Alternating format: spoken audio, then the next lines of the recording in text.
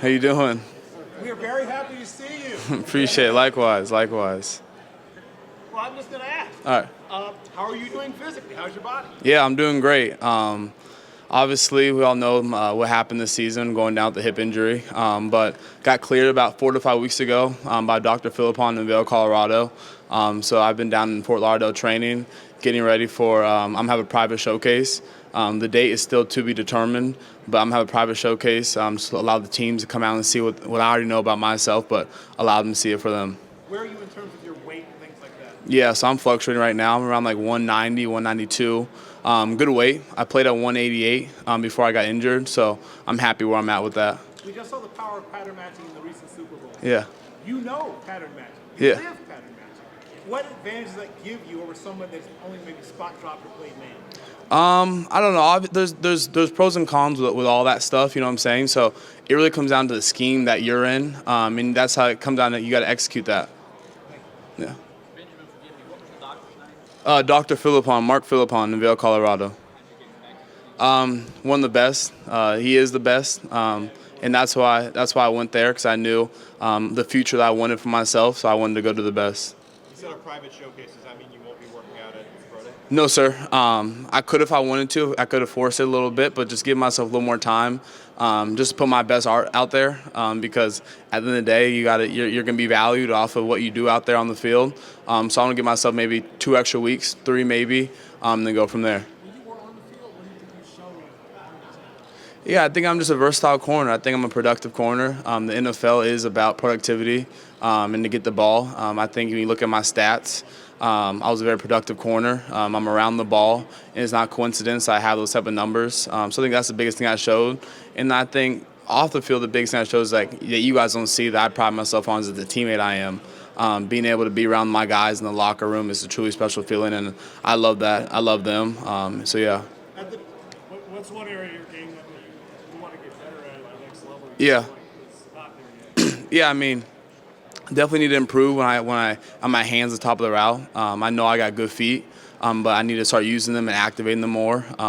You can kind of get lazy and use your hands at the top of the route and grab a place you shouldn't grab. So I understand that I can be classified as a little handsy corner, but that's gonna in due time will be fixed. In the Benjamin Morrison one-man combine, will you do everything? Yes, sir. I mean, obviously there may be things I don't do, but the main things like that they want to see, I'm gonna do. So we haven't sat down and put all like the logistics together and figure out what I'm doing and what I'm not doing. But the things that they want to see, I'm gonna show them. Have you met with the Buccaneers this week? Yes, sir. I have. Was that formal or informal? It was formal. And how'd that conversation go with Todd Bowles and some of the other coaches? It was good. I mean, obviously, just the opportunity to be in front of a coaching staff such as them was special. You dream of these situations, and it was a cool little coincidence. I didn't know my dad actually played with him, so we talked about that in the meeting. So it was a good interview. I was excited for that one, understanding their needs and stuff. So I was really excited. Have you met with the Raiders? Yes, sir. Was it a formal or informal? Yes, it was formal. What would it be like? What would it mean for you to go play for a coach like Pete Carroll with such a rich history of defensive backs? Yeah, I mean, you got to look at the Legion of Boom.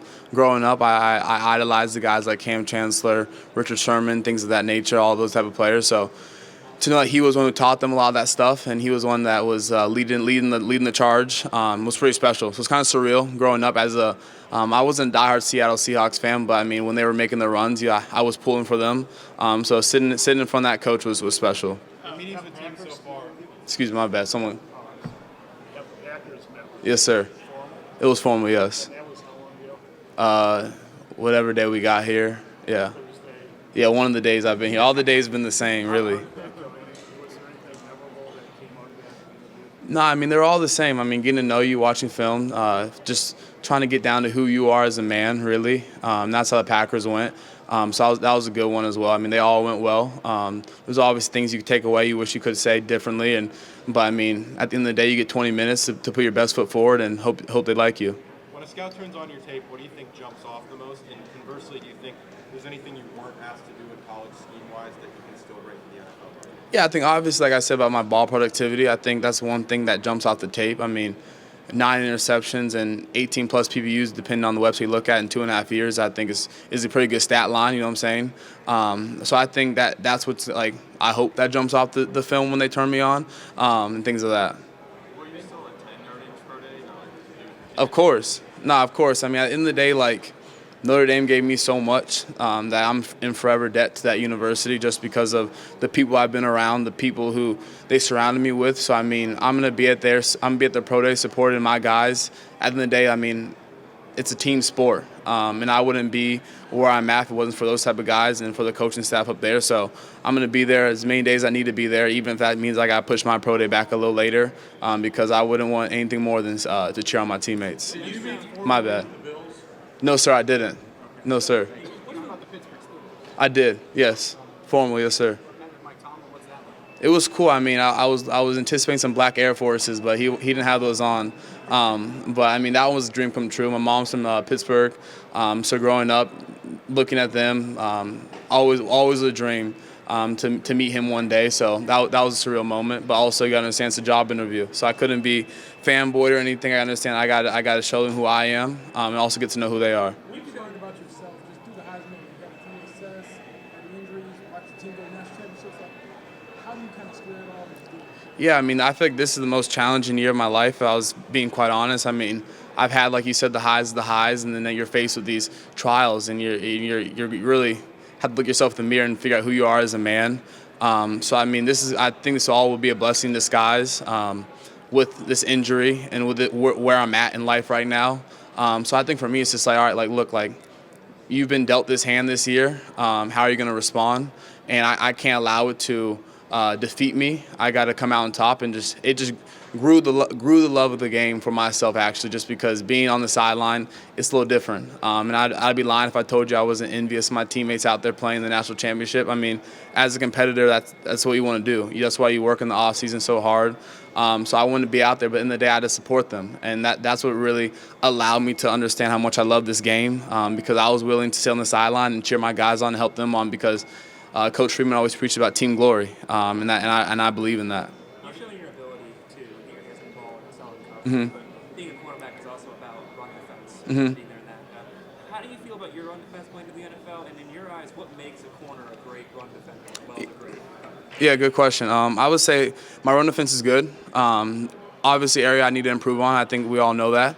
But I don't think it's a physical issue. I think I go in there and make a collision, but after you really evaluate your film, I looked at it and I figured out like it wasn't a physical issue. It was more so just proper technique, driving my feet when I get to contact, understanding that off of the team I'm at or any team I'm at, that there's going to be defenses I got to be in the run support. In the NFL, every single down matters. I mean, that's if you look at that could be the outcome of the game, that one play.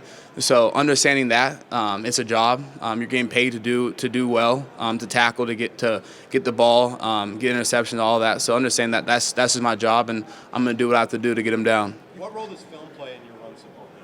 Huge. I mean, we always say preparation is my separation. So I think for me, any film studies can help me separate from my opponents. So I mean, that's about it. You play in a very multiple defense. Of all the defensive calls that come in, which one is your particular favorite? Man.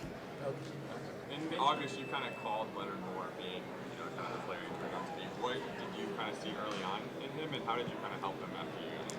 Yeah, he just reminded me a lot of myself. I mean, he came in with his head on straight, head down, wasn't trying to be someone he wasn't. He will be up here in 2 years. He will be, I'm going to say this, he'll probably be the best cornerback in that draft class. And, I mean, that's just his preparation speaks for himself. I mean, for him to come do what he did this year was truly remarkable, and I'm so proud of that kid.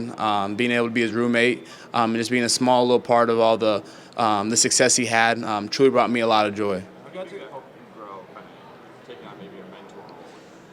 Yeah, being selfless. I think that's the biggest thing. I learned to be selfless. I mean, it's not going to help anybody if I'm just sitting on the sideline, not helping the guys to best benefit the team's success. So understanding that, I mean, I gave him everything he needed. I mean, you know what I'm saying? Like, if he had a question, I'm going to answer it, but I'm not going to overstep. He was already well-trained before he got to Notre Dame. It wasn't anything that I did or Coach Mickens did right away. I mean, he had the foundation, he had the willingness to learn and take it to the next level. If a teammate found themselves in a similar situation with the injury as you and asked for advice, what advice would you give them? Yeah, I think the biggest thing is just be patient with yourself. Understand, like, it's going to be hard. I think I'd be lying if I told you every single day was perfect. I was in denial some days, mad, frustrated, like, why this happened to me. But I mean, that's just the coping mechanism I believe that you got to go through as a man, as a player who got hurt. And I think that's the biggest thing, is being patient with yourself and understanding that it is going to get better. I always say, like, this too shall pass. In a year, this probably would be one of my greatest blessings, and I can't wait to look back on it. You got to do battle against Marvin Harrison Jr. a couple years ago. Just what do you remember from that moment, and what did that game maybe teach you about, like, where your game is going up? Yeah. Yeah, no, that was a very high caliber player. I mean, we all know what he did in college and what he did in the NFL. He's going to be an amazing receiver for years to come. But I also understood that was going to be an opportunity to really put my name on the map.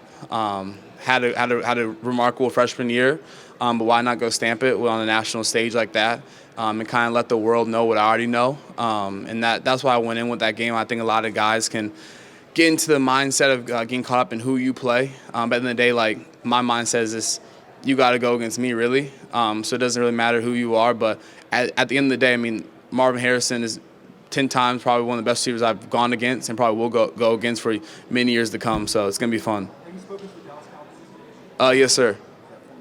It was formal. It was good. I mean, just like all the other ones, getting to know you, getting to know the coaching staff. I mean, it's only 20 minutes, so not much information you get out that fast. We got to watch film and also having personal questions. But, I mean, it was a good time. I think all those meetings are special because it shows that the team's interested in you, and then just trying to build that relationship. Having this last year, do you feel that it's, you have to kind of sell yourself a little bit more to some of these teams because you don't have the tape from last season? No, because I think my tape doesn't lie. I think you got to look what I've done. Like I said, all my productivity, the things I accomplished in 2.5 years, I think can take guys 4 to 5 years. So, I mean, I don't feel as if I got to sell myself. My main priority right now is to get fully healthy and then just show the scouts what they want to see. But no, I don't think I got to sell myself on my film or nothing like that. How much do you think you're going to do for pro day? I mean, it's nothing, like I said, is set in stone. But obviously, I mean, we know the big things. They're going to want to see me run. And I know I can run. I'm not going to set a time that my exact 40, but I know I can run. That's the main thing that we all know that this is what this whole thing's about, is seeing the speed. So, I mean, we all know what the main question is, am I going to run the 40? And the answer is yes.